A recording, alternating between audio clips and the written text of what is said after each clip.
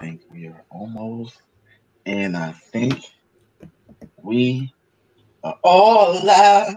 What's going on, ladies and gentlemen? It's your boy Jimmy J. We got you're checking into a political arena, man. I know y'all see the screen. You see a lot of familiar faces. We all are here today.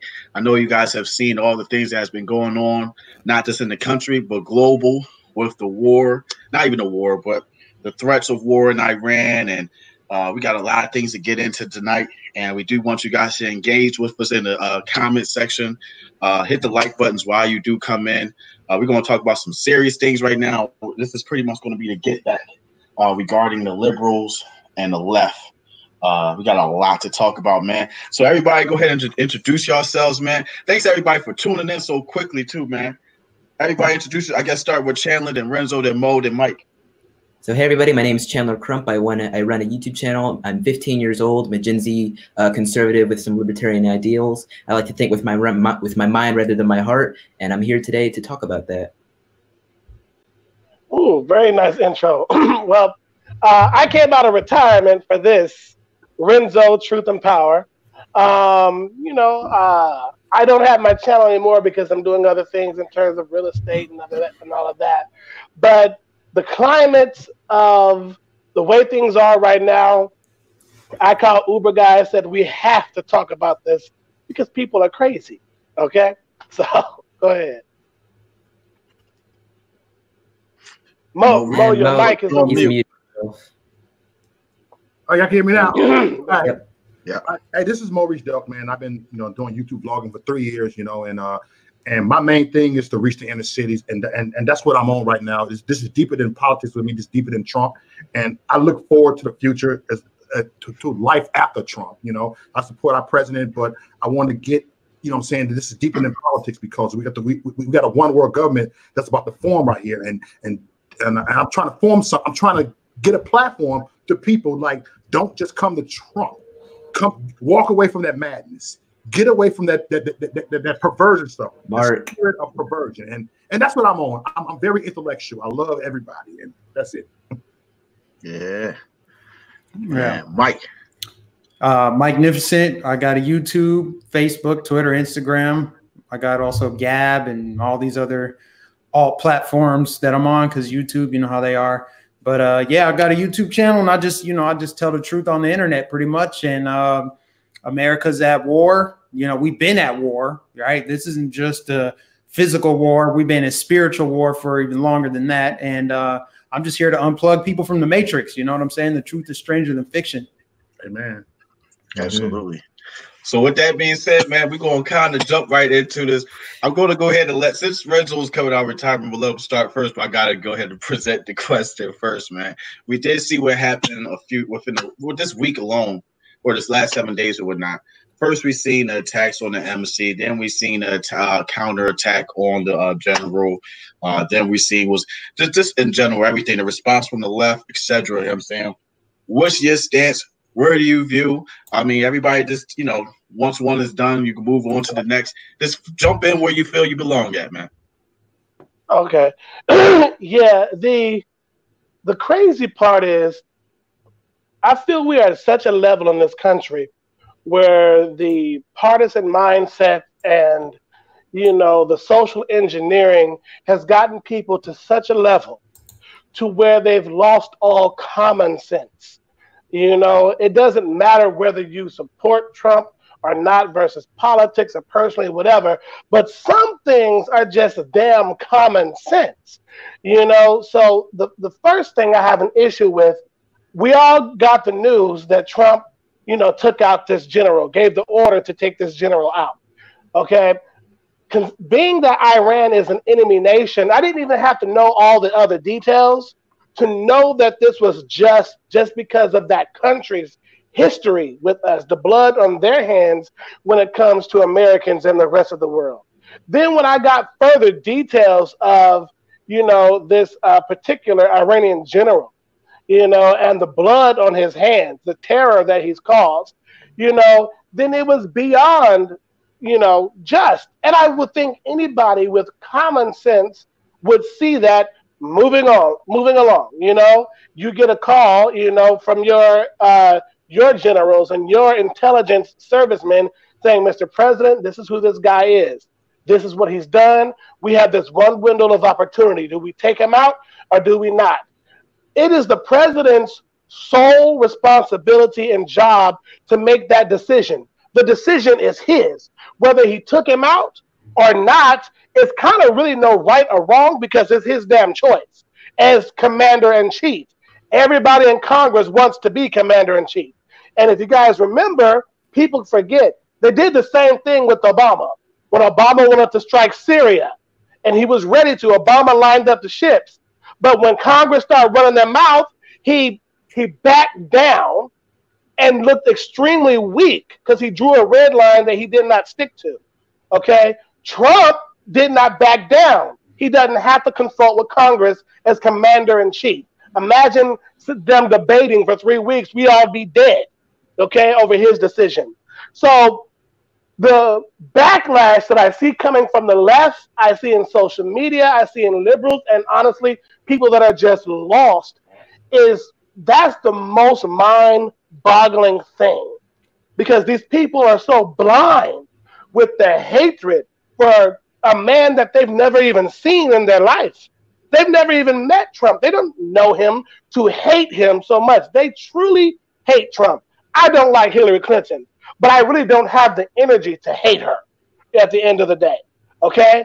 They're blinded by their hatred to where everything they're saying is foolish.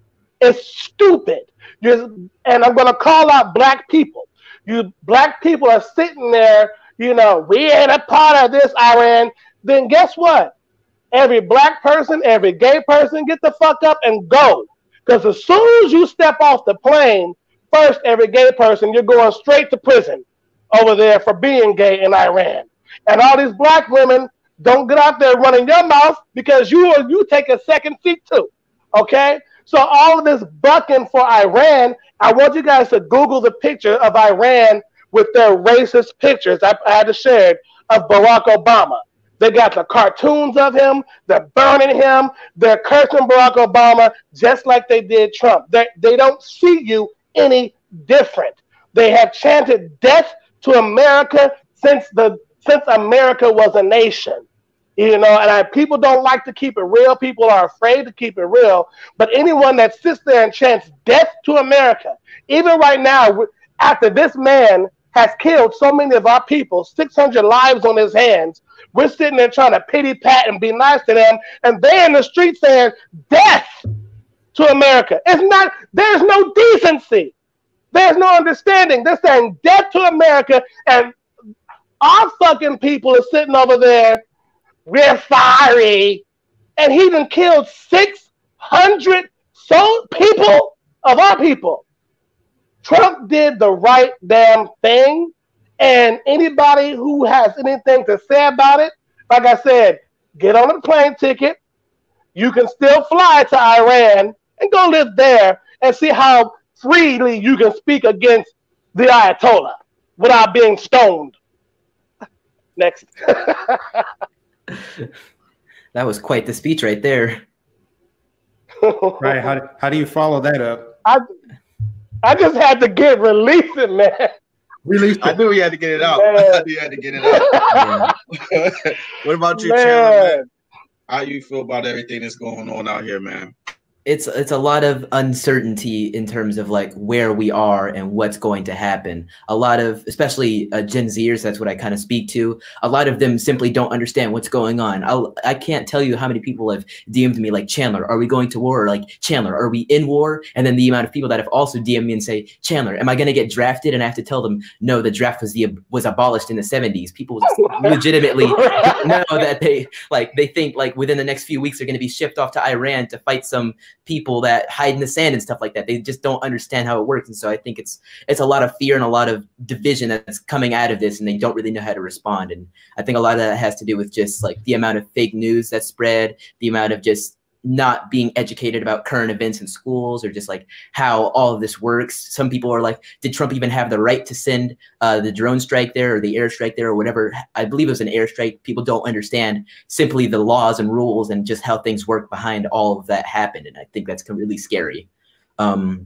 to be clear, I wouldn't say we're going to war with Iran, but I definitely do think there will be a counterattack. I saw on Twitter today that an official Iranian government news magazine or so posted this like very well done video. I'll give him that, but it's like a video of like an American flag over a casket, and it was like emulating the American flag tweet that Trump did, and then under it said retweets, which was like 80 million, and then likes was changed to like Americans killed, and it was like 100,000. So I definitely think, even if right now it's just all talk, they're definitely being very, very scary about what they're saying and very clear about what they want to do. Whether they do anything or not, I couldn't tell you, but I definitely know that we need to be on high alert. Israel's on high alert. We should be on high alert too about whatever's coming up. All I know is that I think we're in very good hands for whatever's going to happen. I trust Trump with my safety a lot more than Obama or Hillary Clinton for that matter. Just, I feel a lot more safe than whoever else could be our president at this point with what's going on. Let me say something as a side note. As a side note, I'm always impressed when I hear Chandler Trump talk. This dude is only 15 years old. And listen to how he talks. He's probably smarter than the average U.S. citizen. He has more information in his brain than the average citizen in this country. I just want to point that out. That makes me hopeful for the future, that you have at least some of the youth that understand what's going on. And more importantly, they want to know what's going on. Ignorance is a choice. When you have a smartphone, you're choosing to be ignorant if you don't know something. And that's what a lot of people are doing. They're just siding with Iran. It's really sad. You know, let me say this. I'm anti-war. As I said earlier in my video, I am anti-war. Better yet, I'm pro-peace. I want people to live in peace and harmony, but I also understand that's not how the world works. And with that said, your enemy should fear you. Your enemy should always fear you. And we finally have a president who stands up to other countries. Obama was a beta male on the world stage. I know the black people, some black people, they're gonna call me Uncle Tom for that. They're like, because you can't criticize Obama. He was the greatest. He was the GOAT. He's Jesus, right? No, he was president. You know what? If Iran wants to do something to American citizens, it's gonna happen to black people, Hispanic people. These bombs, these airstrikes, these missiles, they don't go after races. They go after humans. They're gonna target American citizens. And there's a lot of propaganda out there. I'm just going to call that out there. I've seen so many. There's a ton. I've never seen this much propaganda in a short period of time. I watched a Vice video about 30 minutes ago, a little 2-minute video where they're talking about, look at all the people. There are millions in the street mourning this guy's death. They completely ignore the people in the street celebrating what happened. They're only showing the people mourning his death. And they're saying, oh, look, they're shouting. They're shouting death to America. They've been shouting death to America. You make it sound like, oh, this is all because of Trump. Look it. They've always hated America. So they're putting it out there to try to amp it up, tug at the heartstrings of citizens, and just reel it in and get more people behind the idea that what Trump is doing is wrong. It's fueled by the rhetoric that's coming out of the media and out of politicians like Ilhan Omar siding with the Iranian government. At what point do treasonous laws kick in? You know, George Lopez talking about he'll assassinate Trump and bring his head to the Iranian government for half of $80 million. $80 million. Okay, if the Secret Service isn't all over that, that is problematic. That's problematic because anybody who said that about Obama or anybody, never mind that, could you make a threat like that about your next door neighbor without getting the police called on you? So how is somebody on Twitter allowed to say something like that? There are a lot of people right now siding with the Iranian government. Michael Moore, a lot of people apologizing. Oh, we're so sorry. We're sorry about this president. This is treason. This is straight up stabbing the country in the back. This is threat against our national security. That's what pisses me off more than whether Trump should have did what he did or not. I can't even get there because I'm pissed at the whole reaction to it. Right. Yeah. Right. That's where I'm at, Mike, too. The reaction is where I'm pissed. Yeah. Mr. I feel that.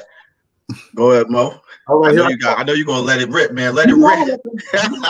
You know I'm gonna let that motherfucker rip. You know I'm gonna let it rip. You know, I've been every day I get things off my chest, right? Okay. First thing I want to say is what I see in this country, what I see with the globalists is doing, and what these socialists are doing, you know, with the people that want to dumb down the black community, what I see what they're doing is they want to eliminate alpha males. They want to wipe alpha males off the face of this earth. And they want to turn these beta males because they want to, you got look, they want to teach with this 15 different genders.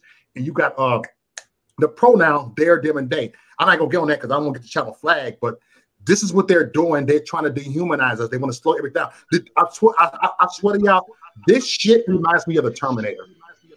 The Terminator. It's like I feel like I came back from the future and to go ahead and say these people. I feel like we come from the future. I don't know. I feel that way. Correct me if I'm wrong, but I feel that we are the last ones standing over here because this stuff is not normal. What goes on? I'm telling you, people can't even use the word sir or ma'am no more. They got to say, I'm right. This stuff is real. Right. I don't force nobody's agenda on nobody. Oh, you gay, you gay. My son's gay. So no, we're not a bunch of homophobes, but don't force nobody. First of all, I'm not going to force my daughter to go ahead and have sex. Same way you shouldn't force your child to be a drag queen. It's really messed up. And every time I talk to a leftist about this, I said, how you feel about 7-year-old drag queen? Actually, you know what they said? It's none of my business. Oh, you sound like the damn robot. It's none of my business. Matter of fact, it is my business. Our future is our business. My grandbaby is my business. It's our business, and we got to make that our business. And that's what I'm on. We got to take care of business. Go ahead. I ain't gonna say too much. That's what I'm talking about right there, man. Now this is something that this is something I looked into today. I'm saying when you look at this all in perspective, with all this going on, one thing that a lot of people aren't talking about is the southern border. One of the main issues I had with the southern border is the fact that in America, a domestic terrorist attack could happen at any moment. And right now, we have an issue going on in the Middle East where things just start to erupt. But Iran, their missiles cannot reach us right now, but they're saying that they are going to attack us. So to put everything in perspective, do you feel as though there is a threat right now at the southern border that there could be sleeper cells in every single city in America, and we really need to tighten up on this soil and figure out who we are around and how did all this the fighting to keep our borders open, how this is falling into place now to destroy America? The left has put us all in. The left and their influence upon social media and in the mainstream media has put us all in extreme danger. Okay? And we've left all sense of common sense because of that. The reason why George Lopez can say the things he's saying is because people are afraid that if someone addresses him for it, that someone's going to have something to say. Who gives a damn? It's a threat. He should be locked up. Because if I said it about my neighbor, I'd be locked up. But because he's a celebrity, it's different. Omar, all of these crazy ass women in Congress, these dumbass people running for president on the Democratic side, you know what I'm saying? The southern border is left unchecked because of them. And if anybody wanted to just waltz right on through, which I can't honestly understand why Iran wouldn't, because they can't shoot a missile, you know what I'm saying? They can because the border is left unchecked. Because anytime someone tries to handle it, it's racist because we're trying to enforce our sovereign nation. When meanwhile, you cannot walk over there to their country, you know what I'm saying, and can be unchecked without being thrown in their prisons for it. Okay? So that's the main problem. And then with regards to war, in regards to threats, of course they're making threats, but here we are, it's been 3 days. I want to remind everyone that Ronald Reagan sunk a third of the ships of Iran's Navy fleet. He sunk a third of them because they were planting mines in the ocean. They talked and ran their mouths like they're doing now. We kill America, 1,000 swords, all that Aladdin shit. You know what I'm saying? And nothing happens. It stays talk because at the end of the day, they really cannot see the U.S. or damn Israel, tell you the truth about it, militarily. So they're going to talk. It's been 3 days. Had they been a boss country, had it been China, had it been Russia, then you can expect our military will be shooting out, will be blocking missiles in the sky. But it's just talk. So I'm not really worried. I expect them to do some small little homegrown things here and there, some terrorist shit, stuff that they have always been doing. There are no new threats. You know what I'm saying? They cannot do anything major, and they for damn sure cannot do anything major on the homeland. Okay? You know, so like I said, in terms of what Trump is doing, and I'm completely unbiased when it comes to Trump at the end of the day. If he does some shit I don't agree with, Jimmy knows I call it out too, But in this area, he's got my support. He became president at the worst time of where our nation is socially, okay? So everything he's doing, you're damned if you do and you're damned if you don't, because it's crazy criticism, okay? But keep on going, stand your ground, President Trump. You know what I'm saying? And knock these motherfuckers out the water if they do decide to try and do something. Mm-hmm. Excuse my French. We have a child in the room. It's all good, man. It's all good. So I definitely believe we've arrived at a culture of opposing the president. And the thing is that our president stands for defending our nation. So that means defending and getting a revenge for American soldiers in Iran. He's done that. He attacked that Iraqi airport in Baghdad and got that general. And he's been trying to defend our border all this time. But you just have people all spattered within our government who are living to oppose the president. And part of that means that it leaves America weak. You notice that barely any of these Democratic candidates or Democrats stand for defending the national security of our nation.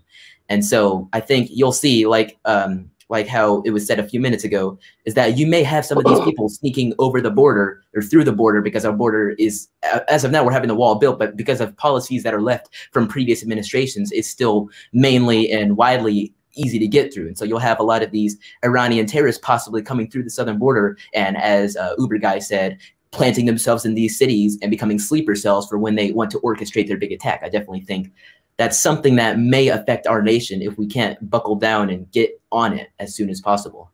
So I definitely think it's possible for some Iranian terrorists to get through our southern border because of the culture of opposing our president. Yeah, right. I agree, man. It's like, what kind of message does that send the world when people like George Lopez are saying, like, yeah, I'll be a contract killer for a foreign nation. Like, that's how much we hate our president. I think about John Kerry undermining our country, right? Trying to salvage the freaking Iran nuclear deal. Shadow diplomacy. That's treason. They're undermining the president. Think about what Pelosi said with the France climate accord, or whatever, the Paris climate accord. Oh no, we're still going to be in there. I have more power than the president. Don't listen to our president. We got this. We're going to handle this. They're trying to govern and handle business behind his back. So that makes us look weak, when in reality, Trump makes the country look stronger because he's standing up to all these foreign countries, whether it's China, whether it's North Korea. He's not playing games. He's letting people know, like, America's back. Whereas Obama was bending over, going on these apology tours, bowing to the Japanese prime minister, president, whatever, doing all this stuff that just doesn't make any sense. He made our country look weak. Trump is the opposite, but all the people, I should call them the deep state, they're the ones that are causing all of this. So I think that with all of the propaganda and the misinformation and just the straight up fear porn, like World War III, I knew that was going to be trending on Twitter. It's still trending, because if you can get the country in a vibration of fear ahead of an election, you can control them and manipulate them. Think about all the times you've been emotional. You don't make rational decisions when you're emotional. So they want to keep people in that state of fear, make people feel like they're less safe because Trump, like, oh, there's dictators in the White House. They tried everything else and it failed. They try to say, oh, he's racist. Black people need to be scared because he's so racist. None of that happened, right? They try to get us all scared with Charlottesville and everything else. They're trying all these different tactics, and now they got something they feel like is tangible that they can carry throughout the year, right? To continue keeping people in a perpetual state of fear. And if they're in a perpetual state of fear, they're not going to think logically. The people are just going to go and like, oh, let's just vote to get Trump out. When in reality, it's all these other people that are causing it. It's all the politicians, the establishment, Democrat and Republican. I get so tired of people thinking it's a partisan issue. People are in their echo chambers right now. Like, I had people scolding me earlier just because I was like, well, I don't know how I feel about doing this right now. You know, Trump with the strike, taking out this guy. But I wasn't saying, oh, I'm against it, he was a good man. I'm just saying I don't have all the facts to say, yeah, Trump, I love it. I'm not going to be the partisan guy that's just like, I'm always Trump no matter what he does. Red flag laws, I support it. No, that's not who I am. I'm an American citizen first. I support freedom and liberty first before any president. So a lot of people are just locked into their echo chambers. And that's where we are right now. It seems like even on the conservative side, you got people like Tucker Carlson calling out Trump, saying he's against it and stuff. And it just shows how divided we are, which is what they've wanted all along, is to divide people further. So if they can cause fractions on the conservative side, then that helps them even more. Man. Wow, salute, man. Well, we just had a special guest that just joined, man. Most of y'all know it. I see the chat room going crazy right now. My boy Anton Tucker, Tony X running for Congress or not, man. You know, we right now, where are we at right now? What are we talking about? We're talking about, first off, we're talking about, did Trump do the wrong action? Also, what we're talking about is the southern border being wide open and how dangerous it is with sleeper cells. Then where I was going to go to next was actually, what was it? The $80 million on his head, man. I know you got something to say too. So yeah, let me let you go ahead and air it out, man. My nigga. Nobody's gonna collect $80 million, man. You got a better chance of killing Bloomberg in the streets of New York City in broad daylight and getting away with it, opposed to killing Donald Trump or having the ability to kill Donald Trump. Literally, all buildings are shut down while he's passing. You have to have special permission to even be in the buildings. There's just no way in the world. It's just something that's just not feasible. They have to give some sort of response, and then they have to do things. If they do things in retaliation, it won't be an act of war. It'll be an act of militant groups. That way, the supreme so-called leader can save face, because you have to realize these dictators, even though I don't agree with the Iraq war, Saddam Hussein is dead. And if history shows you anything, it shows you that we'll come in your country, we'll kill you, and we'll leave it fucked up.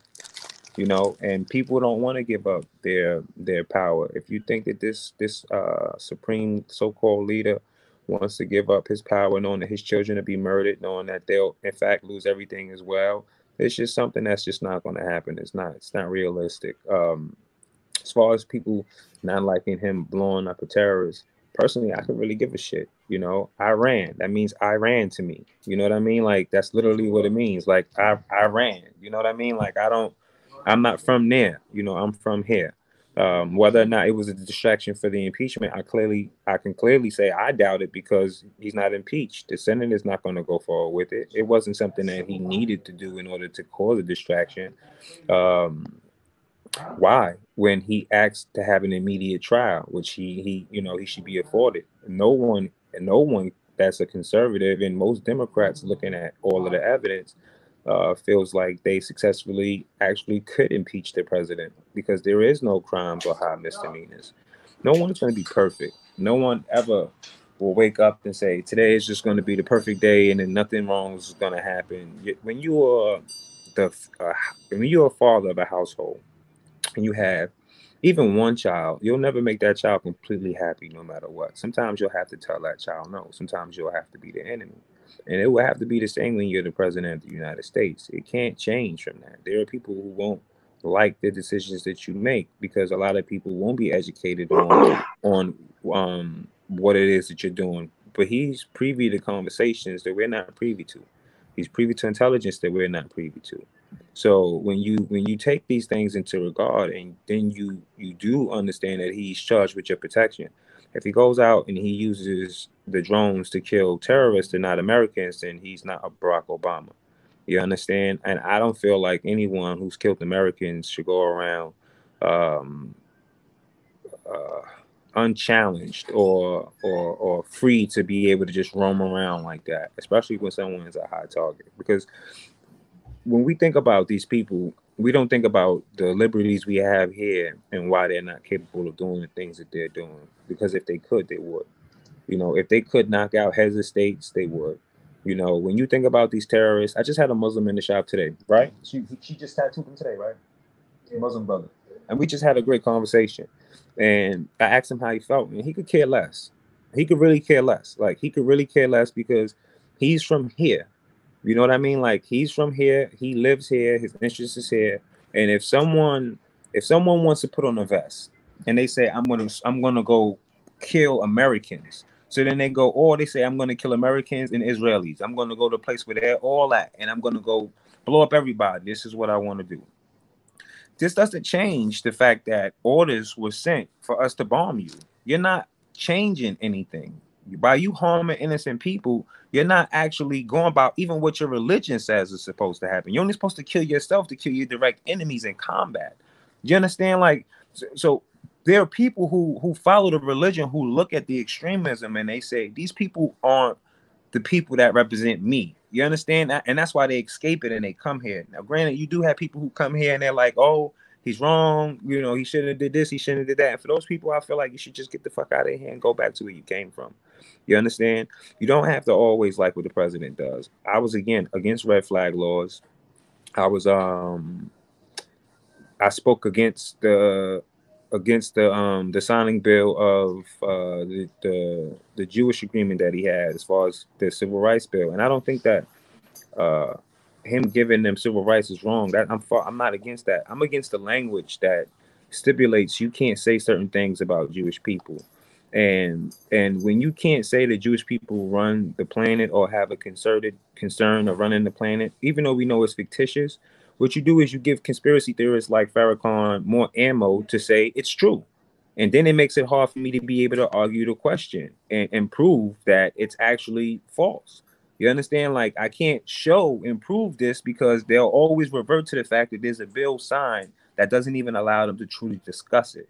So then that in itself gives the conspiracy theorists, you know, the victory of moving forward. So that's why I was against the bill. It wasn't that I didn't think that they deserved civil rights, but shit, why not give it abroad to everybody? Because you have a bunch of conservatives who on college campuses getting the shit kicked out of them too.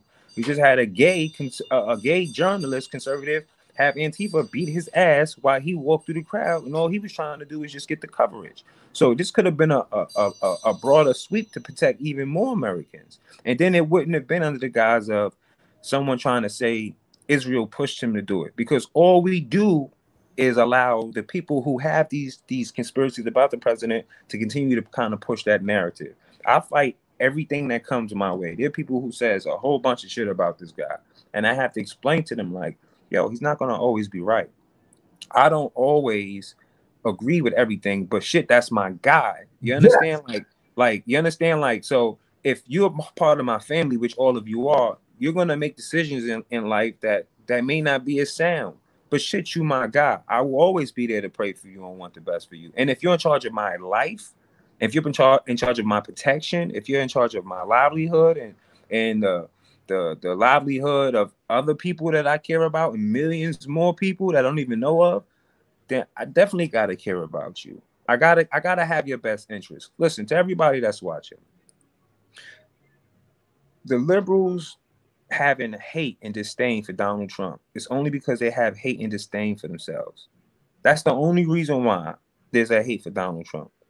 When you see these people attacking him and you see them attacking us and everything else, that comes from self-hate. No one with an abundance of love to give would have the time to hate you when all they would want to do is just teach you how to love the way they love.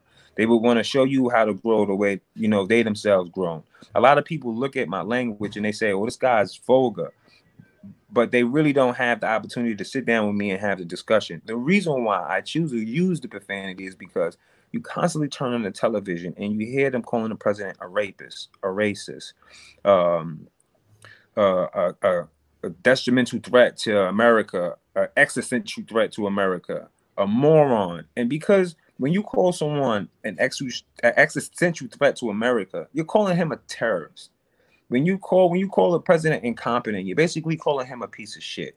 When you call him a rapist, you're calling him a fuckboy, a fucker. You're a bastard. Like this could be, even though a bastard is a fatherless child, but we know what I'm talking about. Like you're just saying, you're just using an articulate way to say very crude and vulgar things. You understand? Like, because if you went off, you turned around and you said it using vulgar language, people would kind of look at you different.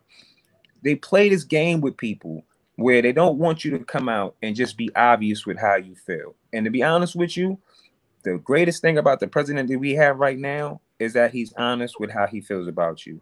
I appreciate the fact that there's no pause in his feelings and he's open enough to make mistakes and say, whether it's right or wrong. If he comes out and he says his feelings, then I never have to second guess his feelings. I know how his feelings feel. And shout out to everyone in the building, because I see everyone in the building. And I haven't seen Mike in a while. You know what I'm saying? So, I haven't seen Mike in a while. Me and Mo tight. Me and Mo was on the last joint. I see the young king up here on top. You know what I'm saying? I see him here with his headphones and everything.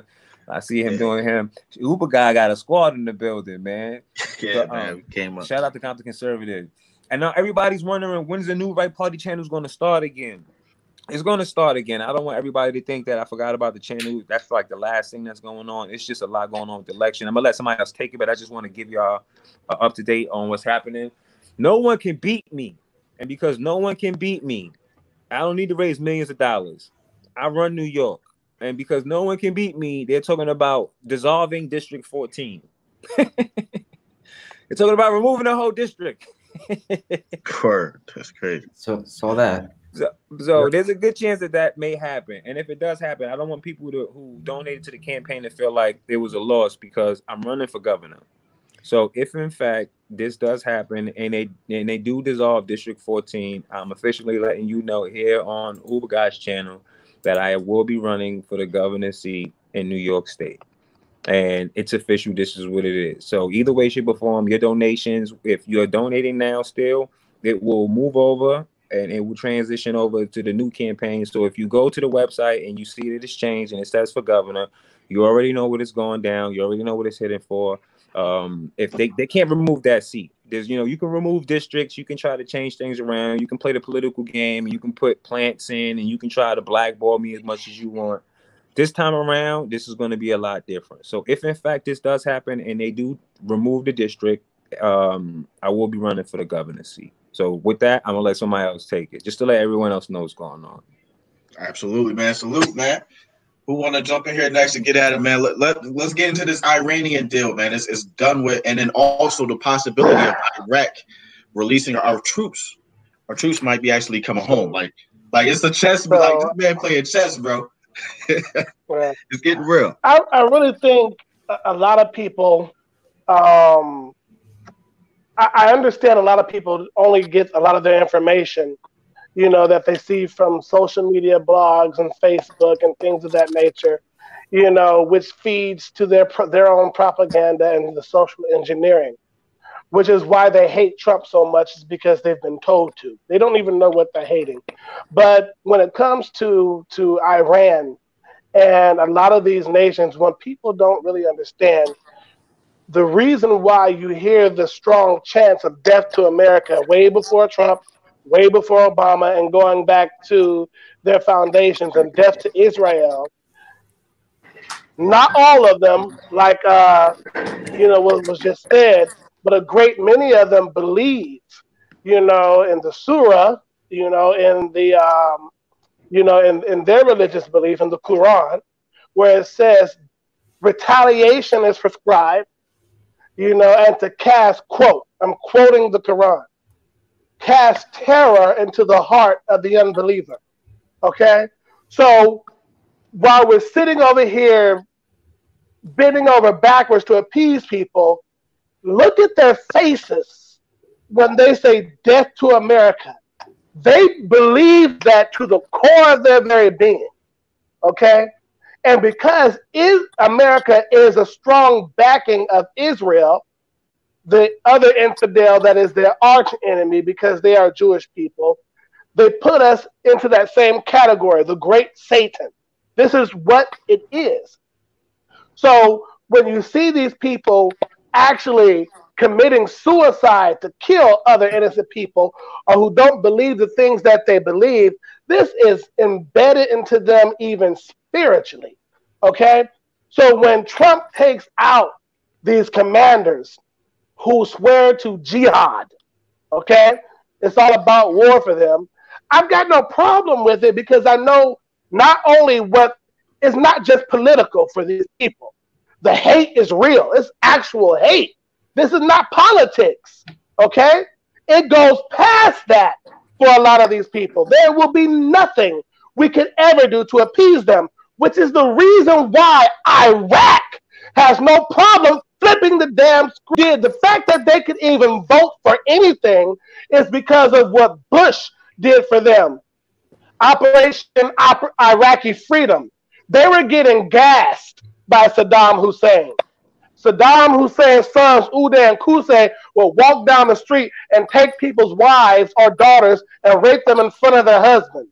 Now they actually have a functioning government that came at the cost of trillions of our dollars and thousands of our lives to even set them up.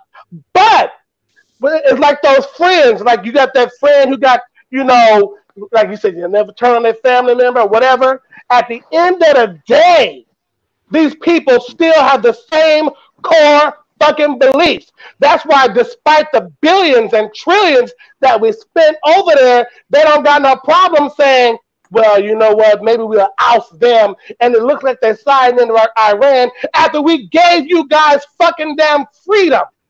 It didn't matter because it's not about politics. It's not about what we done gave them. You know what I'm saying? That's why Trump said, shit, okay, if you don't want us to leave, pay us back the money that we did to set you up. That's exactly what it said. He said, we're not going nowhere. That's why I like Trump. Excuse my French, but Trump is a real nigga. We ain't going nowhere till you pay us back. What? It's not about politics. It's about the fuckery. It's the fuckery. You know what I'm saying? So listen. I am all for leaving Iraq. You know what I'm saying? Because they won't be able to stand on their 2 feet. If someone Google how much money we gave them last year, I'm quite sure it's probably somewhere near the billions. These governments stand on because of us. Yes. You know what I'm saying? So that, don't make the mistake. Because while Trump is in office, if you ask us to leave and he actually does do it, don't have your hand out no more because that's one president that won't give it. Okay? So I want people to understand the actual core of the people we're dealing with. Okay, there's nothing that they can say in Hollywood. There's nothing no one on the left, no dumbass Elizabeth Warren and all these people can say that's going to make these people change ever. Okay, because it goes beyond Trump and it goes beyond politics. Trump did a good job. The details that I know, I think Mike said it or someone said it. He said, I didn't need to know too much at first. It was Iran. Because if you know anything about Iran, they hate the guts of America, and they're responsible for many American deaths. We didn't even have to know too much about the general. We know we took out somebody on that nation that has arched to destroy us. That literally, every time they have their meetings, and it's millions and millions of men, because most women are not allowed. You know what I'm saying?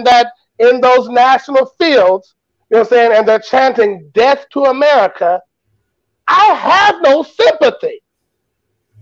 And like I said, it won't be a war because they cannot bring a war to the United States. There won't be no missiles and stuff. They don't even got rockets, and they're still trying to figure out how to make a damn nuke. You know what I'm saying, in 2020. So I'm not even worried about any of that kind of stuff.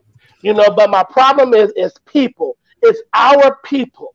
You know what I'm saying? I don't know if we're too damn spoiled or what it is. Maybe we've been given too much. I don't know. You know what I'm saying? But when I see people going against our president, you know what I'm saying, going against our flag, going against our nation, and apologizing to the people that say death to America, it's something wrong right there. That's like me it's like 2 high schools that rival. You know what I'm saying? And me going at a basketball game, I'm rooting on the other high school team. Like, well, go to that school. That's exactly where we are. People are crazy. You know what I'm saying? I blame social media. I blame the media. I blame the Me Too movement. I blame the left. I blame the people who are trying to silence comedians. I blame the gay community, and I'm a part of it. You know what I'm saying? I blame all these people. you know what I'm saying, who come after everybody, you know what I'm saying, who's got some damn common sense. This shouldn't even be a discussion. We should have woke up that morning, and when we saw the news that he took out a general that has killed 600 American lives, we all should have just celebrated. Period. It shouldn't have been nothing else. He killed Americans, and we took him out. That's cause for celebration. It's part of the opposition culture. Go ahead.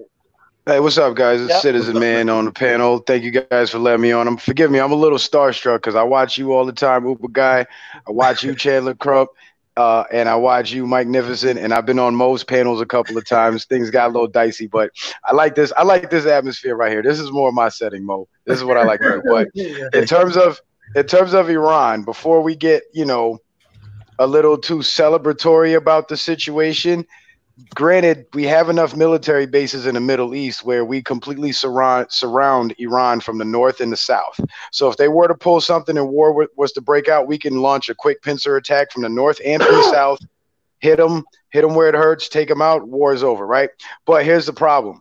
They have because of the open borders policy, when Obama was in place, we got the sleeper cells that are already in the country, plus we got more coming in. I've been following Dave Hodges' channel, The Common Sense Show, and he also talked about foreign military troops being stationed in Canada north of the border, and with all the commotion at the south of the border, nobody's really paying attention to the north. So they got a force that can invade us from the north, they got the sleeper cells here that can hit us domestically, and they got the people coming up from the southern border. And another twist, 250,000, rumored to be 250,000 UN troops in Cuba getting ready to either make an air assault or an amphibious land assault in South Florida and along the Gulf Coast. And that kind of worries me a little bit because the Super Bowl is going to be a major event where there's going to be thousands of Americans gathered, and it's going to be a perfect target. And guess where it's going to be held at? In Miami. So that's cause for concern. I'm not going.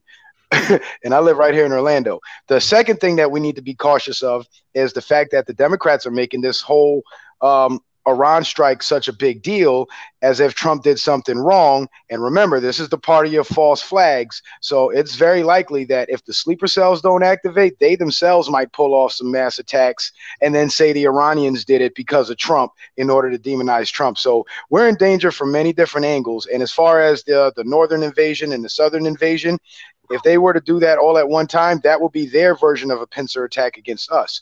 And what makes us vulnerable at this current moment is what's going on in Virginia. And the whole Virginia thing might just be a diversion to keep us looking in that direction instead of looking north and looking south. You see, so we're being distracted from all these different angles, and we're so vulnerable right now that they can hit us at any moment, at any time. But my personal opinion is I think they're going to hit us at the Super Bowl, honestly. Wow. Oh. I got to pay attention to that because I'm right over here on. That's right. Mike is out there, actually. Mike, you yeah, Mike, I'm in Orlando, bro. Yeah, I didn't know that. Yeah, I'm on the Space Coast. And yeah, matter of fact, they just did a space shuttle launch too. It shakes my whole house. It's kind of crazy. Wow. But yeah, it's crazy. The SpaceX just did a launch. So that's nice. Cool. But I honestly, I don't think that the Virginia thing is a distraction because the media is barely covering it. There's a lot of people. There needs to be more eyes on the Virginia thing, actually, because if they're trying to disarm the populace, like supposedly a bunch of other states like Ohio, Pennsylvania, they're trying to follow suit with Virginia, just a total takeover and gun ban. I mean, if you do that, that's what makes America more vulnerable, in my opinion, to any kind of foreign invasion. Is a populace that's unarmed. There's a reason why bombs don't go off here. Because if anybody from Iran tries to come over here, they're getting lit up. If we know who they are, they're getting lit up, period. Yeah. This is the one country on planet Earth. You want no problems coming in here. Yeah. Talk about go ahead. Let me just add this real quick and I'll pass the mic. As far as the Virginia thing goes, January 20th, Martin Luther King Day, they're planning a rally out there to demand their Second Amendment, the Second Amendment be preserved. And there's going to be a lot of militia people. And I heard there's going to be some armed people open carrying, and they're a little concerned that something might pop off there in terms of, violence. But we don't know that for sure yet. To the other point about, I just completely forgot what I was going to say, guys. Holy cow. In terms of the Iran thing, with the retaliation. No, I remember what I was gonna say.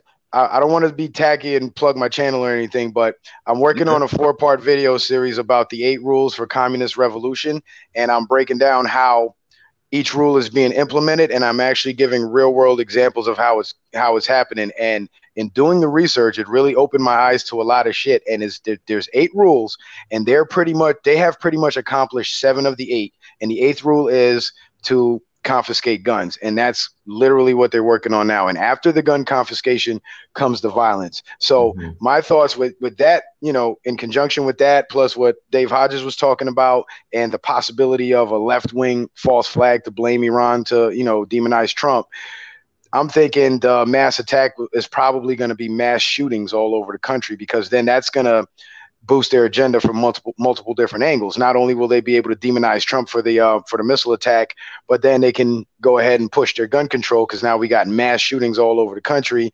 Police are overwhelmed. There's nothing they can do. Yes. And now the guns got to be taken away. So there's a lot to consider here. Yeah. I'll try to tell. Go ahead, Chandler. Yeah, getting back to the Virginia thing, there's actually something going on over there. So not only are they going to have that rally on the 20th up there, but there is a deputy or a sheriff out in one of those counties who said that if they pass that law infringing on the Second Amendment, that he will deputize every single citizen gun owner there so that they can have the guns and that they can be above that law. And so that if anything happens, he vowed that sheriff's department will stand up for your Second Amendment rights and will not let the state government try to get back and revoke that right.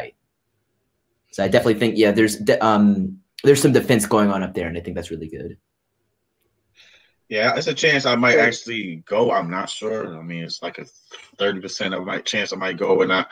But yeah, that's January 20th in Virginia. If anybody does want to know, just want to throw that in there. That's not bad. So let me shift this. Let me shift the gear just a little bit, man. We gotta take it here. You know what I'm saying, we gotta go to these celebrities real quick. Let me let Tucker, Citizen Man, let me let Tony in real quick also. You still be here, but let me just let him in real quick.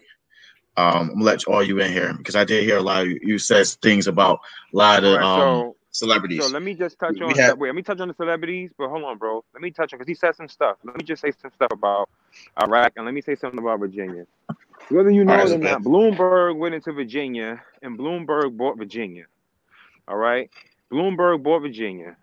Bloomberg went into Virginia and started that whole gun control, gun push shit. And the National Guard also said they're not going in there to confiscate any guns as well. Not only was there a deputy sheriff that said he would deputize all of the people in his county, but the National Guard said they refused to go in there to retrieve people of their firearms. So it should be, the reason why the media isn't talking about it anymore, because it shows that the National Guard ain't buckled and they didn't get what they wanted. That's first and foremost. Second, Iran. Iran's not going to attack us from anywhere. Iran doesn't have the capabilities to do so, and if they try to do a mass attack or try to claim a mass attack again, this would constitute war. And what I'm trying to explain to you guys is that people have a lot more to lose than what you think. Come on, you can be the biggest dope dealer in the world, man. When the feds come and they kick in your door, you know they're gonna take everything. Iran knows the same thing. These people got families and children and everything. It was a sweetheart deal when Obama was in place, because Obama was a bought, sold, paid for president.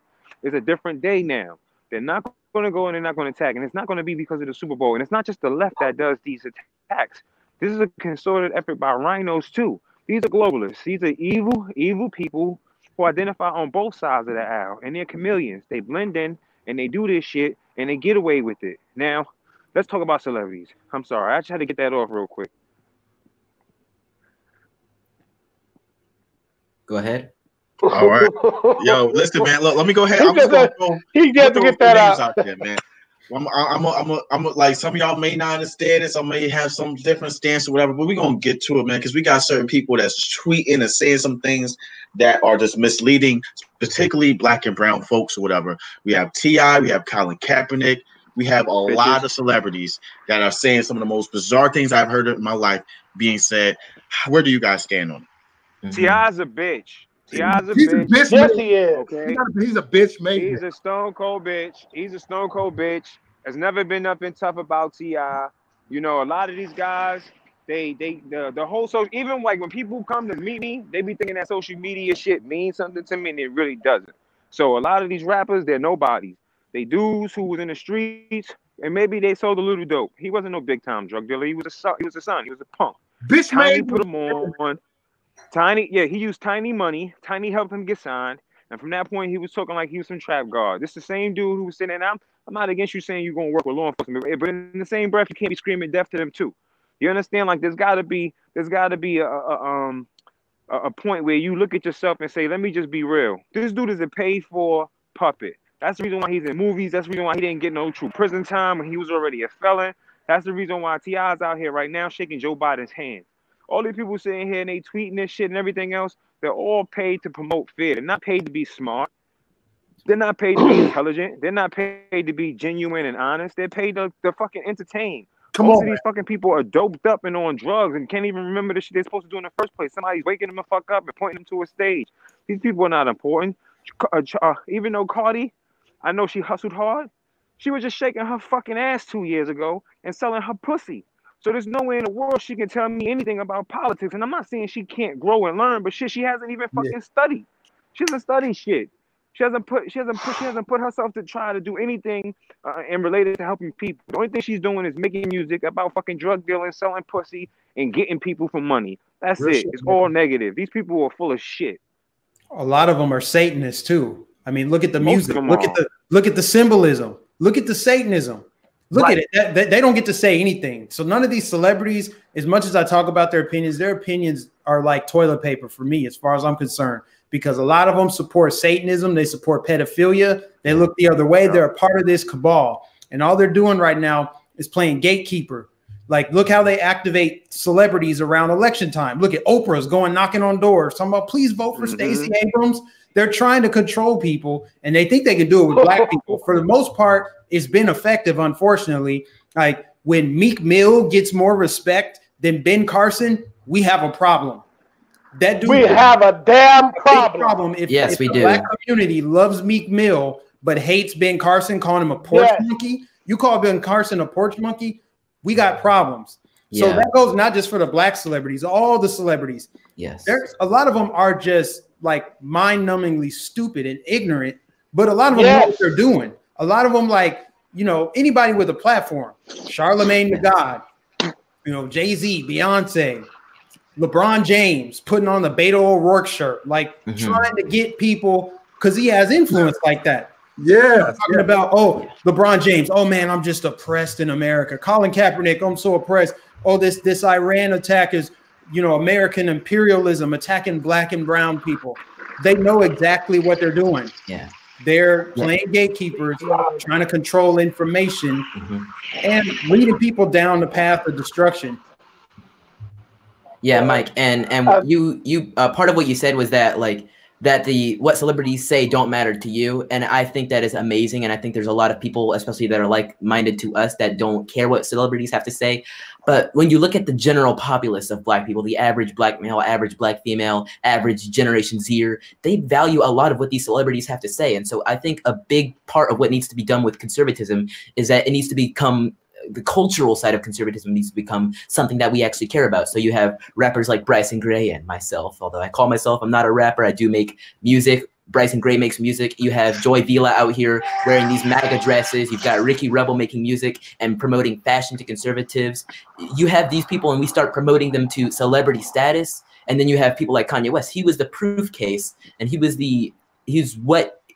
proves that conservative values, even if he isn't an outright conservative values like God and staying with your wife and having children and being healthy and living your life, owning property, being a capitalist, those kinds of values can be promoted to the next generation. And sure, when Kanye West came out with the MAGA hat and then turned to God, he got some backlash. But then you look at the comment sections of his videos, for example, you see all the people are like, well, I wasn't much for religion before, but then after listening to Jesus is King and Jesus is Born, I became more in tune with the Lord, and then they found themselves or something like that. Or when he wore the MAGA hat, you saw that Candace Owens worked with him and promoted his message and really streamlined a lot of what he had to say, and that inspired more people to research and find their own way. You mean he worked with Candace Owens? He worked with Candace Owens. Yes, She didn't work with him. So He worked with her. The thing is Kanye has always had his own mind. When you see me, I'm neither a conservative or a liberal. I'm just me. You know what I'm saying? I'm an individual person. You know, it is impossible for if I am a whole person to be a complete conservative or a complete liberal. Everybody in this room is going to have something somewhere that will disagree with something, some thought process somehow, because you're an individual. Okay. So the thing is with Kanye, he's an individual. That's why he said things before when he wasn't feeling Bush. Bush didn't like black people, but that's what he was feeling. You know what I'm saying? But when he started feeling Trump, he was feeling Trump. He's the same Kanye. And they were mad, well, what happened to the one that didn't like black people? It wasn't about the whole race thing. It was about what he was feeling as someone with his own mind. Yeah. Okay? And the problem that we have today is we are allowing, a lot of black people mainly, we are allowing these celebrities to be the voice of, I'm sorry, I get so passionate because it pisses me off.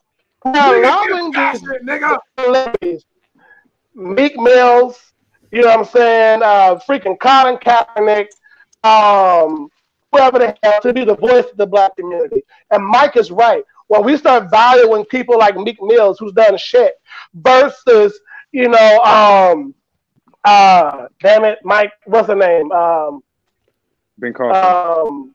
Dr. Ben Carson, who's invented forms of science, who will go down in history as altering the lifestyles of people. But we value Meek Mills when we've made, you know, Nipsey Hussle. By the way, didn't nobody know no damn Nipsey Hussle before he died?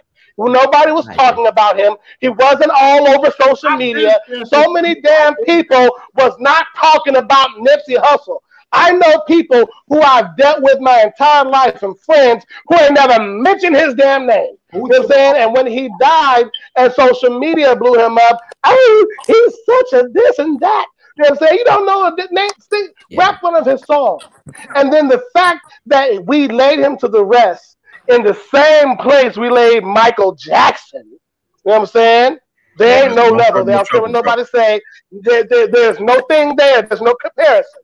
But the fact that we were glorifying the buffoonery even in that show, we're the only people in the world that got people crip dancing around on the damn Staples Center on stage while they're looking at us in China and Japan and Israel, around the planet, Fox News, CNN, and we are living up to the damn stereotype because we are allowing celebrities to be the voices and the representations.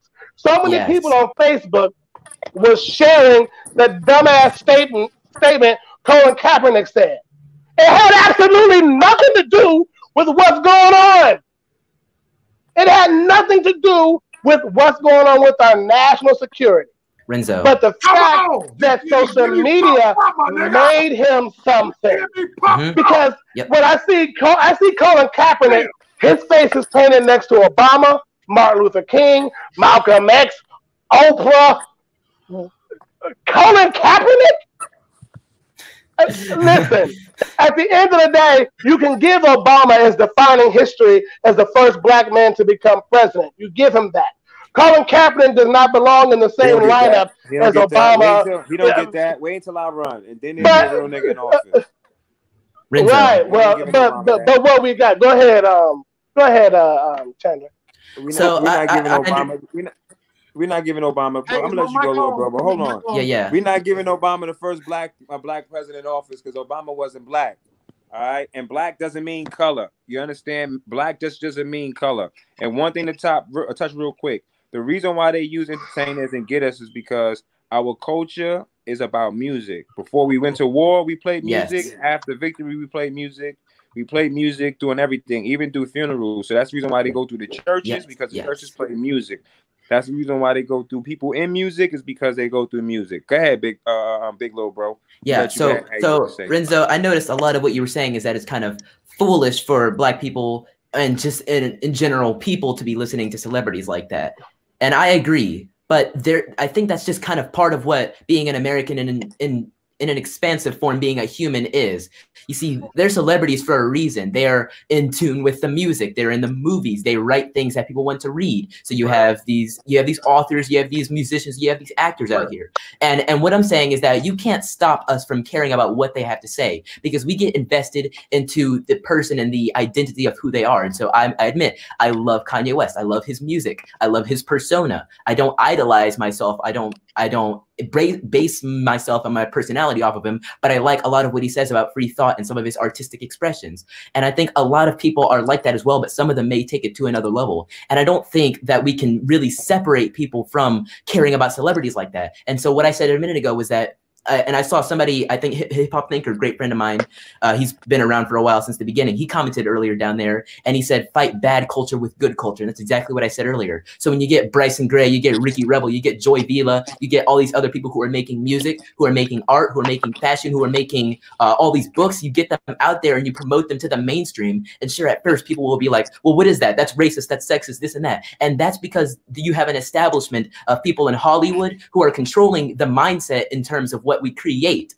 And so when we expose the American people and people in general to new conservative ideas through where they're paying attention, where it's music, where it's fashion, where it's what appears on their screen, then we can finally get to the stage where we can normalize these ideas of conservatism. And so listening to celebrities, it'll still happen, but it'll be more balanced. People will be able to see both sides and come to their own logical conclusions. You can't eliminate emotion from everyone, but you can use their emotions to get to their mind. That's what I'm saying. My thing is Chandler. I want to, because he was so my thing is Chandler is who we give the voice and who we give the mantles to. Yes. Okay. Now the thing is, and the Black community is steeped in music, and that is our heritage and things of that nature. Mm-hmm. But Meek Mills, Cardi B, Colin Kaepernick, include these people specialize in their crafts of hip hop. I think one of you guys were talking about Cardi. She made it by shaking her ass and selling pussy and things like that. Okay, that's good. And Meek Mills, whatever. But these people to be the voices, of things that are so important in our everyday lives, we have put that mantle up on them. The mantle up on them is entertainment. You know what I'm saying? They can tell you how to feel in the bedroom. You know what I'm saying? When you have your first experience with a girl and the music is going and blah, blah, blah, whatever. You know what I'm saying? They could tell you, speak some truth to yeah, I've been through this in my life. But when you get on there and they're sitting there telling people what to think as if they have went to college or something, or they have specialized, or they have been in service or anything like that, that's when the problem becomes a problem. We cannot give Meek Mills a voice for issues that matter in terms of national security. And that's right. Issues, or things in terms of the justice system. You know what I'm saying? Right, real things that need to happen. Meek Mills should have a voice because Meek Mills is a United States citizen. All right. Now, should he be revered more than Ben Carson? Absolutely not. No. He has made a lot of mistakes, and I believe that he should be able to talk to people so people don't make the mistakes. If he can, if people help him reach that place, be as concerned, and it doesn't. She studied, at least studied, and showed that she was actually serious about learning about the political system before actually just opening her mouth and saying something, then it would be warranted. But she's somebody that's not taking it serious. You understand? Like, her man was just caught in the car, but even though it was supposed to be in his security, was one firearm, and one firearm was on the offset seat. Not to sound hot or like I'm trying to tell the brother. I'm just saying, like, the choices that people are making clearly show that they're incoherent and they don't know what's going on. We incoherent, have to, and we have to understand too that the conservative party has to do more with engaging the urban community. You're not going to have success in music unless the urban community embraces you. You understand? Like, and that's just period. You understand? Like, whether you want to admit it or not, the reason why people are wearing watches, chains, the clothes you wear, the cars you driving, the lifestyle you're currently living is all because of the influence of hip hop. If you really want to be able to engage these people, the same reason why I use profanity is because it gravitates towards these individuals who are not Trump supporters, who don't know anything about Trump. When they hear me speak like this, you don't sound like the stuck-up guy here on the news. Let me listen to what it is you have to say. So if we change our approach, then we would engage the urban community, and then people would be more invited, you know, in. Whereas now people feel kind of like they're going to come in and be judged. And I have to kind of show people, like, sometimes you do, but shit, sometimes you don't.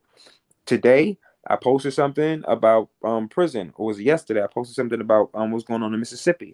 And there was a lot of people saying they're prisoners, they should be thrown away. Don't do the crime if you can't do the time. And I'm just sitting there like, this shit coming out of the pipes. You understand? Like, you can't be inhumane to people. You can't in one breath say you believe in God and then turn around and say you would treat humans worse than you would treat your own dog. Yeah. You understand what I'm saying? Absolutely. So when black folks from the inner city, from Brooklyn and the Bronx and Queens are looking at my post and they seeing that, they're like, damn. So I had to say something like, if that's what you feel about them, then what do you feel about me? Because I did prison time. I made mistakes and changed my life. You understand? So do I get judged the same way that these guys get judged? And then people try to make excuses, but all of these guys got the same potential that I have. You understand? Like every last one of them. You just can't give up on people. What that shit don't make no sense. Yeah. I think the issue is for me when it comes to celebrities, you know, and I listen to Chandler and he talks about what he likes Kanye, he likes this, he likes that, you know, but obviously he's actually not allowing what he listens to define his characters or actions. You know, there are so many of our young black men who listen to these rappers. With the boy that's in prison right now, TK-47 or whatever it is, TK-649, whatever his name is. Chief Keef, all these different ones. And we will actually go out into real life and live out what is being rapped about in these songs, you know, and black people are not all in prison just for being black. We're doing the shit, you know what I'm saying? Also, you know, I can drive down the street in the hood and I will see every black man walking that's a millennial or whatever, and he's sitting there rapping, you know, because this shit done got in his head so much to where he's actually living the life of what is going on in this music. And meanwhile, black men remain at the bottom of the food chain while we're the only race where our women outdo us. You know what I'm saying? Because we're allowing hip hop. We're allowing what we saw happen with, like I said, and no disrespect to him, but Nipsey Hussle, you know what I'm saying? You know, and when we glorify Crips and Bloods like it's something good, you know what I'm saying? White people listen to hip hop too, but they don't try to actually live it in real life. Yes, they will blow that music up. Them liberals be trying. Not all of them. No, and it's more than funny than anything. You know what I'm saying? But when it comes down to it, you know, that's my problem. You know, when it comes to celebrities, I agree with you. You know that everyone should have a voice. Meek Mill's voice is no better than yours. However, you know what I'm saying, because that you care about certain things that go on in this nation and with our people and where we're headed, your voice matters, in my opinion, more than people like Cardi B who's and all that dumb bullshit. You know what I'm saying? You know what I'm saying? Yes. Like, that's what I'm talking. I know you agree. Yes. So you're talking about how like Meek Mill and artists like that who are in hip hop promote bad ideas, right? And then you said something about all of them don't. All of them don't. Yeah. But like some of them like that. Yeah. And then you mentioned that like me listening to some of these artists, I don't let what they say define who I am. Yes. Exactly. That's because I allowed my mind to become free and do my own research. And I think every single person who listens to hip hop, some of them may be different, but each one of them could find their own way to being at that stage where they don't let hip hop or things they see in hip hop in the news and on the movies design who they are. And I think a lot of that happens. We need to get to them where they're paying attention. I'm going to say this time and time again, but promoting these people who are promoting those good ideas, like Kanye West, like Bryson Gray, like Joy Vila, and like Ricky Rebel, will allow people to do the research and break their mind free of the simulation, as Kanye West and someone else in here would put it. And so it allows them to free themselves and then do their own research, and then they can still listen to the artists they like and jam out to the music they like, drive down the streets banging with your stereo system listening to something, but not let it define who you are. And I don't think subtracting the voices that are currently there will do that, because I don't think we have that kind of power. I don't think they have that kind of power either. I think what needs to happen is that it's not subtracting. I don't want to put you on not subtracting them. You know what I'm saying? Let these people be them people. But I'm talking about us allowing these people to be the representations of us at the end of the day. That's why Ben Carson is lesser than Meek Mills. Yeah. You know, and I don't know if you guys seen that State of the Black Union address, and it was Candace Owens, T.I., Killer Mike, and I forgot whoever else. That was the T.I. said, he said to Candace, he said, that's some old bullshit. And everybody went, ah! And I'm like, he didn't say anything.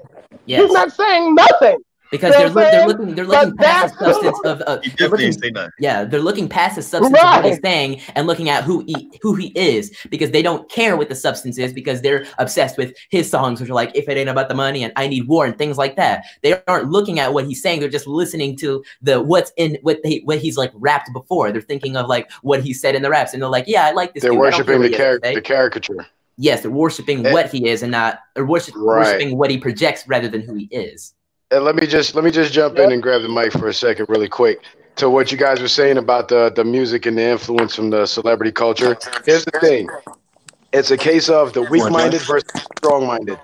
People like us, we're more strong-minded, you know, so we're not as easily influenced, and we, like you said, Chandler, we think for ourselves. But unfortunately, there's more weak-minded people than there are strong-minded people. Thus, the psychological influences are being targeted and aimed at the weak-minded people, and it's working. And it's becoming obvious how weak-minded those people are. So it's a case of, can you strengthen your mind enough to be a free thinker, or are you just so weak-minded that you can do nothing but be a blind follower? And Johnny X, let me just. This was back to the Iran point that I wanted to respond to Johnny X for with. You disagree with me about Iran being capable of retaliation, but no, I disagree with you about Iran being able to retaliate. And I just said that. Yeah, that's what Florida and attack us by Florida. No. I didn't say Iran. I didn't say Iran from Florida. I said the UN. But that's a whole nother subject. But since we're talking about Iran, and if they're not as, you know, if they're putting out if the perception is that they're not as capable of attacking us, I would rather err on the side of caution, because that's actually one of the what's the word I'm looking for? One of the rules to the art of war. You never underestimate your enemy, or you get your enemy to underestimate you. So if we take a comfortable seat and think, you know, nothing can possibly happen, and we don't err on the side of caution, that will play into that would serve to their advantage in terms of retaliation. So all I'm saying is their inability to effectively retaliate may just be a perception to get us on our heels or get us, you know, flat-footed, so they can retaliate and then they'll catch us by surprise. So, you know, I guess, you know, I agree with you with just about everything else, but I think on that point with Iran, I would rather err on the side of caution and just take a comfortable seat and, you know, wait to see what happens. I'd rather, you know, caution by putting military on alert. Wait, no, I got a rebuttal to that. You got it. Mm-hmm. Go ahead. You err on the side of caution by putting the military on alert, by making sure that you're ready just in case if anything happens. But you don't put yourself on alert by worrying about them, because if you learn everything from Snow and from his case, you learned that we be listening to everybody's conversations. Everybody. Exactly. Hold on, wait. Exactly. Everybody. Don't see. I like you, but everyone here in this chat knows that my channel is about the Illuminati and exposing them. So I'm not concerned with Iran or their capabilities, because if anything happens, it's because they allowed it to happen. Okay, that's first and foremost. And if they allow it to happen, then it's because they're allowing a false flag to occur. That's it, period. Let me just interject with this real quick, Johnny. Oh, I see what you're saying. Let me finish. To your point of them allowing it to happen. No. Let me finish. The same way go ahead. NORAD was told to stand down during 9/11. The same way Bush sat there and read that book when he knew the towers fell and he knew his position would be compromised and he was supposed to leave. Everything that happens in front of us is done specifically for a reason. Now, of course, the president was supposed to kill this dude. This dude was pretty dangerous. But if he did so, thinking that a war would occur afterwards, or that they had the capabilities of even striking us with domestically, first and foremost, I would think that he'd be more poised to take the position that he has. But second, that means that these people been had the capabilities and negated to do it in the first place, because they've been hated us. So why do it now when we shoot up when we destroy a general? Why not get it done? Well, let's apply the geopolitics to it. They didn't do it before because Obama was obviously working with them with the $170 billion payoff. That was an obvious sign that he was on their side, so they didn't have a reason to attack us. Two, the way the liberal media is defending Iran and demonizing Trump about it, now they have an axe to grind against Trump, and they have allies within our own government that can assist them. So to your point of where I was trying to interject, to your point of they may allow it to happen, is why I would rather err on the side of caution. And by erring on the side of caution, I mean prepare yourself personally, like have a plan, war game every possible scenario that can go on around you that can affect you and the people around you directly. And from what I've been hearing from the experts like Dave Hodges and Mike Adams and them, they were saying, have storable food, make sure you got guns and ammunition. If you can get out of the major heavily populated areas, if anything does go down, get out of there. And the first sign of something big happening is the power going out. So if you hear about crazy shit going on somewhere else and then the power goes out where you are, it's time to activate those contingency. You know what I'm not going to do? That's what I mean. I mean, prepping the on guy that you call the expert, in all due respect, means absolutely nothing to me. All right. These same guys, I lost my fiance during 9/11. I was in Manhattan and watched as the buildings came down. And that shit happened because of government intervention, not because of terrorist capabilities. When the building was hit in 93, that's because the FBI told them, bring real explosives. They asked the FBI, are you sure?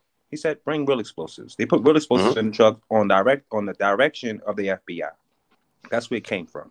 As far as people having an axe to grind against Trump and everything else, even if you watch CNN right now, they're saying no one should be upset about this guy being murdered. Like, this is the consensus on CNN. Like, I watch everything abroad, and everyone, the first thing they say is we should not be against him dying. They point out that he killed hundreds of American citizens. So although there's an axe to grind against him with the media, when it comes to war, this isn't something that they go against. See, they're not going to go against him. Yeah, they're kind of all on the same page in that field. They want him to go against Iran in war. This is something they already wanted to happen already, and he decided not to do it initially. So this one of the 7 countries. So this act of aggression is something that they want to happen in the first place. They're not against Trump doing this shit. They want this to happen because the people who made money during the last war will make money during this war if there is a war to begin with in the first place. Trump's smart and he understands this as well. That's why instead of doing something that would happen in Iran, he did it in Iraq. He waited for the dude to get in Iraq where we have control, where we were able to do it. It didn't happen on their soil, and he took them out there. This is the reason why it happened that way. I agree with you on a lot of things, but when you tell me about these guys who say store this stuff and do this, I hear it as fear mongering, and I hear it as over preparing people for things that need not happen. Because I believe during this administration, this president will keep us well informed on what it is that's going to happen, and the nation has alerts. When we reach orange, when we reach red, when we reach yellow, then I'll start thinking about, let me go ahead and start doing some things. If you're a proud American and you are conservative, you most likely have firearms and ammunition already. You understand? So stocking up on something like that is something that we already have. We are born prepared. This is the reason why we are conservatives. We're taught to be that way. This is just the way you are by nature. I clearly understand that you have a concern for these people. I have concern for them too. But I don't think that the major targets in this case would be a success unless the government allows it to happen. And I don't mean the administration, I mean bad actors within the government. You understand what I'm saying? So if you do see something happen, it's because they allowed it to happen. Now, allow me to interject in with that. Go for it. Because I completely agree. the fear mongering, not that you're a fear monger, but when I see people all on social media acting as if they're, like they have something to be afraid of when it comes to Iran, a lot of it comes from the fear that's been pushed into them. The fact that we was able to pinpoint the exact spot this person was from however many thousands of feet in the sky, we knew where he was getting out, when he was getting out. This guy walks around consistently with human shields. We knew when no one was going to be around him. I think my favorite scene, I don't know if you guys ever seen Captain Phillips, when they pulled up on them Somali terrorists, and they knew the names of them little Somali Africans, first and last name. And he said, how do they know who we are? You know what I'm saying?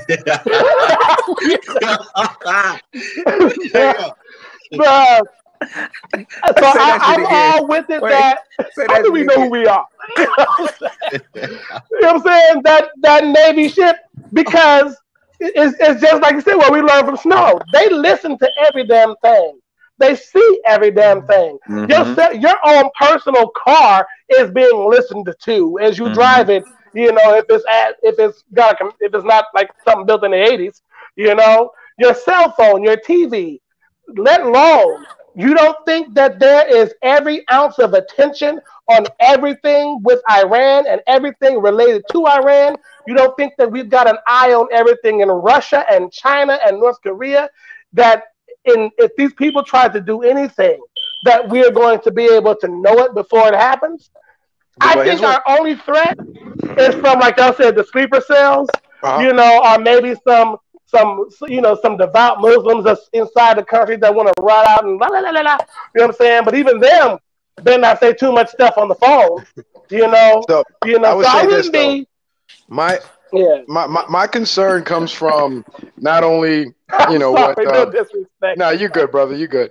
My concern not only comes from what I've been hearing from the experts, but also Trump doesn't have full control over the law enforcement agencies like the FBI, Homeland Security, which is evident with the Roger Stone arrest and Peter Strzok, Lisa Page shit. So let's say we got an attack being planned in a major city somewhere, and the FBI is supposed to bust these people, but because they want the negative press against Trump, they sit back and allow it to happen. So we're not. I don't think we're completely safe, and I think we're more vulnerable than we're being led to believe. But the public has to be given some sense of security because they don't want to cause chaos and panic. But like I said, with what you're talking about, like stocking up on groceries and stuff, I would say if we had, like you said, a red alert and we were pending war with Russia, China. You know what I'm saying? Let's stock up because we probably about to.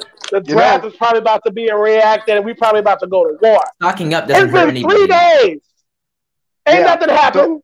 But here's another reason why you'd want to have. Say Jesus came back already.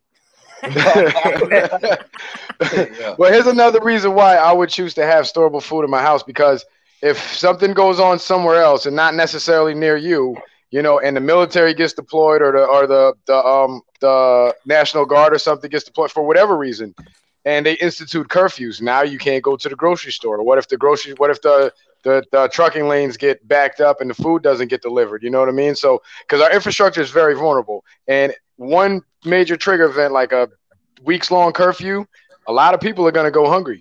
You know what I mean? No, they're not. Let me explain to you. Let me tell you how this works. If the government is put on martial law, or if the grocery stores dry up, if the government's put on martial law, then it will be 9 to 8 governors will take over the country and they'll start to work for the president.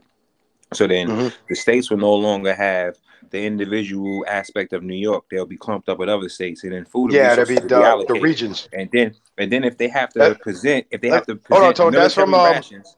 If they have to, that's from COG Rex 84. Is that what you're talking about? I'm talking about. I mean, not to me. That's the King Alfred plan. But continuity of government. Yeah, still in all. If he does it, that's how it breaks down anyway. So it doesn't matter about the King Alfred plan. We don't have to talk about Rex. We talking about just the structure of it. This is how it breaks down. We're going to have to go to the governors. The governors will allocate resources to the states. The states will still be under control under these specific governors. They will make sure rations, if need be, will be allocated to these states as well. Food production will be monitored, and it's going to have to be monitored because in acts of war, they have to monitor the food sources and the water sources as well. But We've been in war already. This country has been in war already, and we've been in war. We've been in World War I, World War II. People are saying this is World War III. This is just Iran. This is not China. This is not Russia. This is Iran. This is not like, and people are making this be some big deal. Now we do have reason to be worried because again, it gives opportunists the capability to hurt us from within. And I agree with him in terms of that. That's what I'm saying. But in terms of it being Iran, I doubt it. I think that it would be more so shadow individuals within this in this country who will use this as an opportunity to do something to American citizens to further use this to probably take away rights from us. Do you understand? Because the reason why Germany didn't invade us, because they wanted to. Trust me, they wanted to. What stopped them from invading us outright? Japan too. Initially. But what stopped them was because we have firearms. The citizens are armed. Right now, if we wanted to, we could run in Iran and do what we want. You know why? The citizens really ain't armed. They're not armed. That's why a traditional land invasion of the mainland United States would never be possible. No, it's not never possible. It's not possible. But highly unlikely. Yes, highly unlikely. Highly unlikely. It's possible because I know who can do it. And I won't say who can do it, but I know who can do it. But it's highly unlikely. They'd have to take down the communication. They'd have to take over the infrastructure, block roads. They would have to destroy the Pentagon first. Yeah. Well, if you listen to Russia, listen to Iran.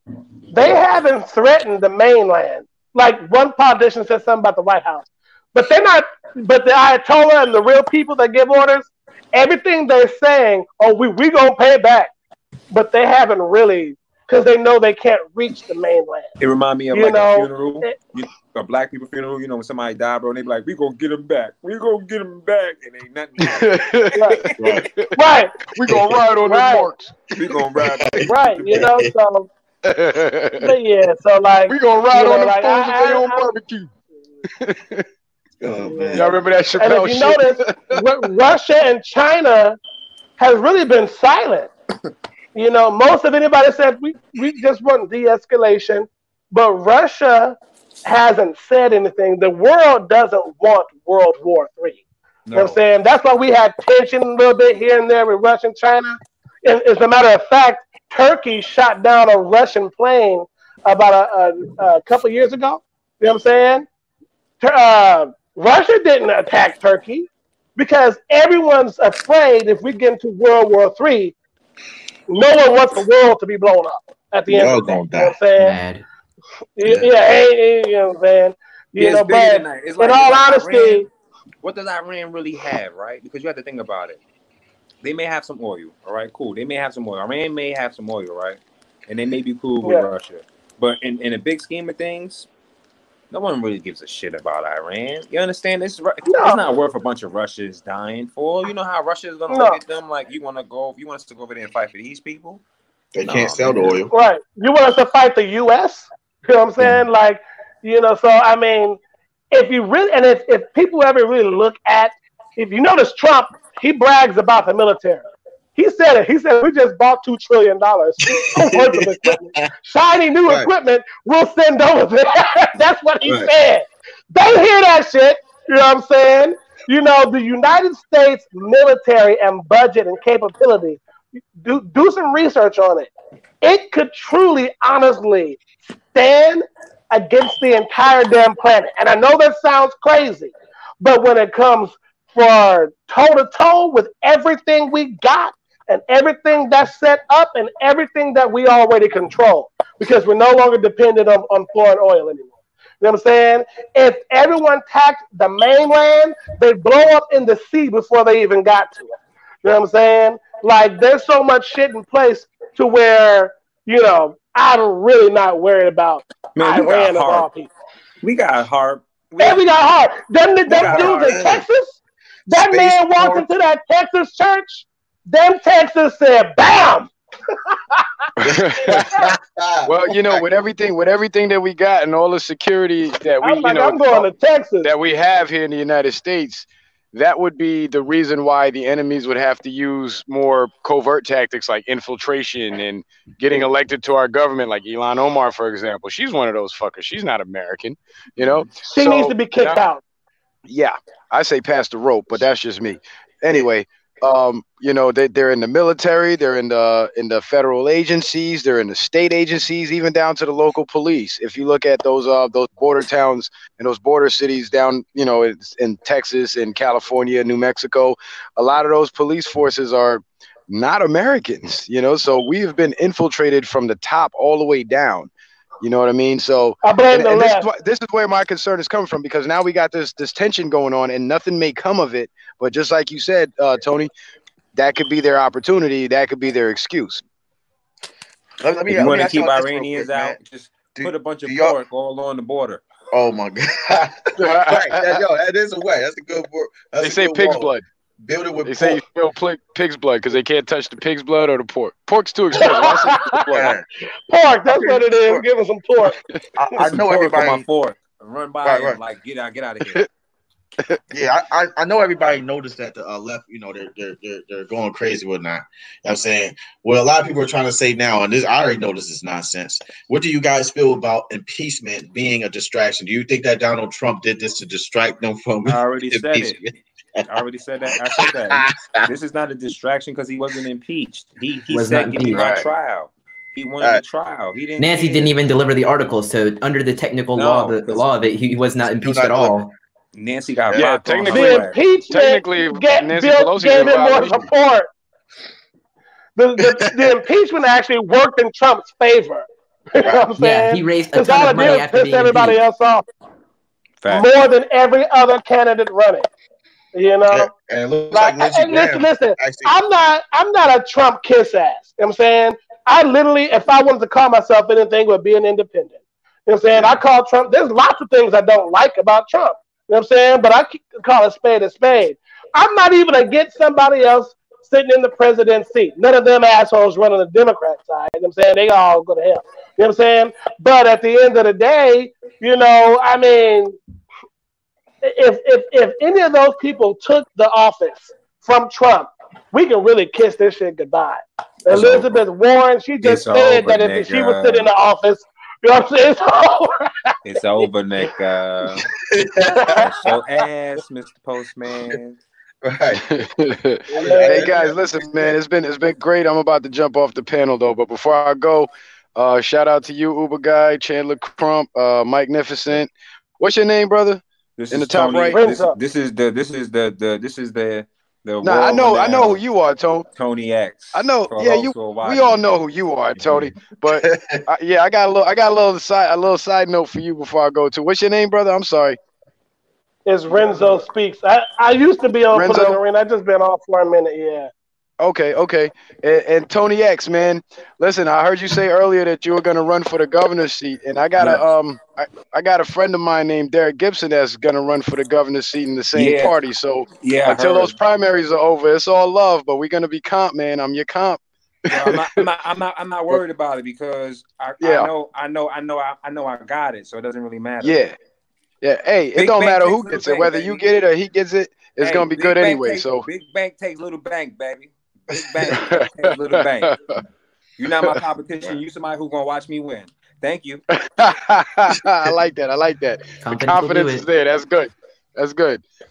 But yo, man, that's what the people like, bro. He's a good guy. Yeah, I don't care who wins. If you win or he wins, it don't matter. Yeah. He's a good guy. I'd be happy to work for either one of y'all, man. It don't matter. I'll come to all. And I plan on having him. I plan on having him a part of my administration as well. So I plan on making what's sure up. that he'd be my number two. So that's what's up. Everything, and I'm not even trying to be funny. It's just that I know how. I mean, I'm running for Congress now. So if he's not going to raise $100 million, it's not going to happen. You understand? Right. Like, period. Right. Like, so you got to be able to raise the money. Hey, so I already spoke to some of my friends this morning, and I got some friends on Money's there. Who's going to Money's there. Money up. So that's I'm not really. Yeah, I'm not. If I decide to run, it's because I can win. The reason why I'm running against AOC is because I can beat her. That's the reason why they're dissolving the 14th district right now. Yeah. So if I'm going to run, it's because I'm going to win. I'm not going to waste nobody's time. But like it's cold in Albany, right? I look forward to him, and if I do take it, you can tell him that he will always be my number two. I would definitely bring him in, and I would make him. I'm sure he knows, man. I'm sure he knows. He's a great man. You know what I'm saying? He's a great man. You're from New York City, right? Yeah. Yeah, it's cold in Albany, man. So I don't think you want that governor's seat. That shit's gonna be cold. Bro. I don't think I'm you from understand. Schenectady, bro. I did time in Poughkeepsie. I did time in Highland. I did time. Oh, okay, in so Georgia. you've been I did upstate. time in You've been Goshen. upstate. Yeah, I did time in Goshen. I did time in Syracuse. So I'm built for this. Don't worry about it. The governor's mansion is gonna look nice with me and my brother in it. We're gonna throw a nice party in that shit, ain't we? I'm coming. I'll be there. But yeah, man, Mo, we're glad to see you back, brother. So everybody have a good night, man. Yeah, man, I'm gonna jump off here. If you guys, whoever doesn't know me, if you want to get to know me a little better, you can check out my channel, Citizen Man. I got some pretty good content. I'm always putting out stuff. I go live Fridays, Sundays, and Wednesday nights, so you can check me out. And with that being said, Uber Guy, thank you for having me on, brother, once again. You already Peace. know, my bro. All right. Catch you next time. All right. Well, we might as well go ahead and get prepared to close this thing out, man. Closing statements of what y'all feel about what's going on, the temperature, the political arena, etc., man. I'll just leave the floor open, man. Whoever want to go ahead and jump in. Thank you, everybody, for tuning into this chat. Thank you, Uber Guy. Thank you, Maurice. Thank you, brother. What's your name? What's your name, brother? At the top. Me? Yeah, either one. What's your name? Chandler Crump. Chandler. Shout out to you, Chandler. What's your name, big bro? This Renzo. That's right. Renzo, the brother Renzo. So shout out to everybody that came in the chat today. Shout out to everybody that viewed the chat today. Make sure you guys go and subscribe to the channel if you haven't. My guy Uber Guy puts in a lot of work. You know, he's in the streets. He's doing a lot of good things, and I enjoyed this chat, man. I appreciate it. And absolutely, man. Everybody, I know I'm Maurice Delk, and I'm the fake Will Johnson looking dude. And I had called. People wished me a happy birthday yesterday on my Facebook and said, "Happy birthday, Mo." Like, it ain't my birthday. I'm born in September. I was wondering to happy birthday. All of a sudden, it was Will Johnson's birthday. Damn, I got to text Will Johnson and tell him happy birthday. Yeah, he knows his birthday because of me. But it was funny. So I made a status last night and said to everybody, thanks for the birthday shout out, but it wasn't my birthday. I'm not Will Johnson. In fact, I'm more handsome than Will Johnson. I put a status. Throw a shade. You niggas look just alike. Cut it out. Will Johnson always say, I look better than Mo. I said, I look better than you. I got the freckles, you don't. Where we going at? But hey, I appreciate it. I got a platform called Thick Skin Only. I be on almost every night. It's open dialogue. I have liberals, pro-black, especially I have more pro-black people on there, big name pro-black. And we be going at it. You know what I'm saying? We can't remember the political arena, but Thick Skin Only is kind of like, it's the same thing as a different name. Right. And appreciate y'all, man. Just follow me. Just look up Maurice Duck. You'll find me somewhere. Give you my hashtag, my link. Look me up. You'll find me everywhere. Yeah, thank you guys so much for having me on tonight. My name's Chandler Crump. You can find my YouTube channel, just Chandler Crump. Follow me on Twitter at RealCCrump. Instagram me if you have it at Chandler.crump. And this was a great panel. Very good conversation with all of you guys. So thank you so much. Oh, yeah. One more thing. If you're not following my Instagram, which most of you should, because you should, it is Montega, Montaga. And so far, shout out to everyone on my Twitter because we've reached over 60,000 followers with all of the hindering and the hate and everything else. I want to thank everybody, man. We out here doing numbers. Okay, man. Okay. Well, thanks, Jimmy, I'm an Uber guy, for allowing me onto the thing.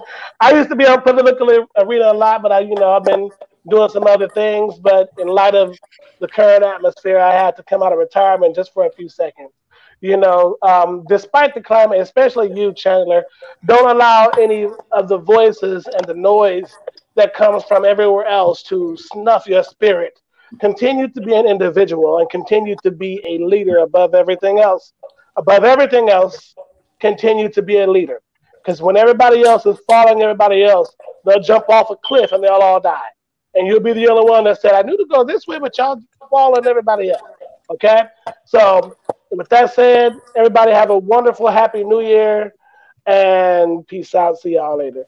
Peace out. Peace out. All right, man. I'm going to go ahead and close this out, man. Catch you next time. Yes. This Uber guy, Jimmy J, man. I appreciate everybody that tuned into the political arena, man. This was epic. It was like a big reunion, man. It's going to be even bigger the next one or whatnot, man. It's lit. Make sure you guys pray for all the soldiers and troops out there, man. anybody that lost anybody. I lost somebody in the military, so I take this a little personal too. I mean, but as Americans, man, we also be happy that we're in this nation. We got a lot of freedoms and liberty. Make sure you do like, share, subscribe, and subscribe to every last one of these people that were on this panel, and share this stream. As always, we'll see you guys as soon again. Peace. Catch you next time. Next. Peace.